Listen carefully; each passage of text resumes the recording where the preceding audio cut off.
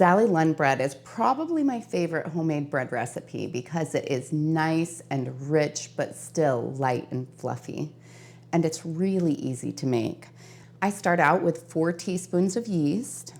I've measured half of a cup of sugar, but I only want to do just a sprinkling over the top of the yeast itself, probably about a tablespoon or 2 of it.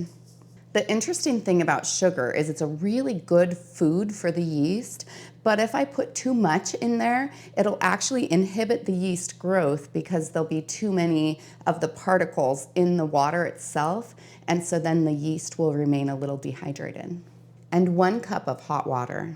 Now I'll set this off to the side and let the yeast activate for anywhere from 5 to 10 minutes. Now that my yeast is nice and frothy and activated, I'll add the rest of my sugar. Half a cup of warm milk. I like to use whole milk, but you can use any really. Half a cup of melted butter, 6 eggs, 1 tablespoon of salt, and 6 cups of flour. Sometimes I like to change things up a little bit and I'll replace a cup and a half of the flour with a different kind of flour, like buckwheat flour or just freshly ground wheat flour, any number of things that you could do with that. But if I do that, I usually substitute another half of a cup of the flour with gluten because the gluten makes it nice and high and fluffy. But it should be fine in this case. You could still replace half of a cup with the gluten and it would make it an even fluffier bread, but I'm pretty happy with this. And now I'll place this on my mixer and get it all mixed up. This is my big mixer, but if your recipe won't fit into your KitchenAid or your mixer, then you can always just do it by hand. Now, odds are this is gonna need some more flour, and that's okay. The majority of recipes are like that when you're making bread, where you'll have a base amount of flour, but generally speaking, it says to make it until it is the correct feel for the dough, until it makes a nice dough, which is funny because then you think, well, what is that? Especially in the beginning when you first start baking. But all it means is that when people measure their flour, they measure it slightly differently. They've shown that people measure it anywhere from 4 ounces per cup to 6 ounces per cup. In addition, it just depends on how much air is in the flour, if it's been sifted recently, the humidity in the air. I mean, there's just so many factors. So the important thing is just that you keep adding the flour until it does get to that right consistency, and over time and experience you get so you know what that is.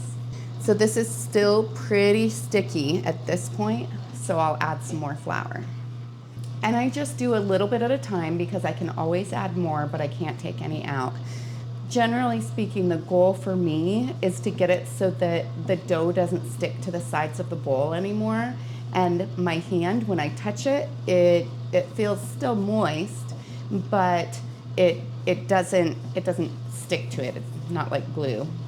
Usually my bowl is pretty clean by the time it's ready because it's gotten all the flour off the side, all the dough off the side.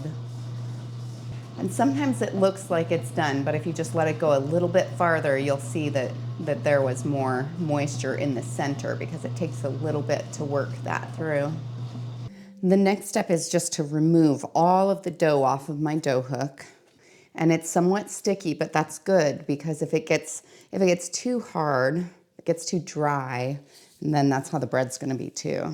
And I highly recommend washing off any of your equipment right away because if you don't, it gets hard on there pretty fast. Now I'll cover my dough with a nice cloth. I like using a placemat for this. It's just a little bit thicker than a kitchen towel, and it just works really well. This is one that I keep specifically for this purpose. And I'll let this rise for anywhere from 1 to 2 hours. The longer it rises, the fluffier the bread will be. It's been 2 hours and my bread has risen perfectly. So now I'll place it on my counter. Now I'll use my flat blade to cut my dough in half. The top of the dough tends to be a little drier because it's been more exposed to the air, so I work that into the center of my loaf. I'm pretty relaxed about the way that I do my bread. I mean, it's just not that hard to make it work well. I do find that the top tends to be a little more dry than the bottom is, just because it's been exposed to the air. And I make it about the same width as my pan. And then I just kind of press it out. Not too far. And then I roll it up. And sometimes it sticks a little. You can do a little bit of flour on the counter if you want to, but I find it's actually not that necessary. I kind of work the end so it gets nice and smooth. Fold it over a little and then stretch it out to the size that I need it to be. It's actually amazing just how forgiving the bread can be. And then I use a silicone brush and I brush coconut oil all along the inside. And then I'll just slide my dough right in my pan. Now I might have to squish it a little bit if I have to, not a big deal. Then I'll cover these with a towel and I'll allow them to rise for 30 more minutes. So the bread has been rising for half an hour and it's ready to go in the oven. I'll place these in the oven at 350 degrees for about 50 minutes, but I usually start checking on them at about 45 minutes, and sometimes it even goes as long as 55 minutes. So you just have to continue to check, be vigilant. Everybody's oven is just a little bit different. I do place tinfoil over the top because I've found that this bread tends to brown up just a little bit faster than I would like. So the top is just a little bit pale because of the tinfoil, so I'll let it bake just a tiny bit longer to brown up that. So generally speaking, I'll pull off the tinfoil just a few minutes before it's done so that it has a chance to even up, but I was out milking the cow today, so it's a little bit uneven on the top, but that's okay, it'll still taste great. Now I'll let it cool for about 5 to 10 minutes before I pull it out of the pan. And now they're all ready to be sliced up and eaten as fresh bread. Really, I love fresh bread, so it's kind of hard to go wrong. Time for the taste tester. It's so good. The richness of this bread is really its signature. I don't even know how to describe it besides calling it rich, because it's almost like it's got that same texture as like a nice homemade cake, but it's still a bread. I don't know, it's super good. I hope you try it.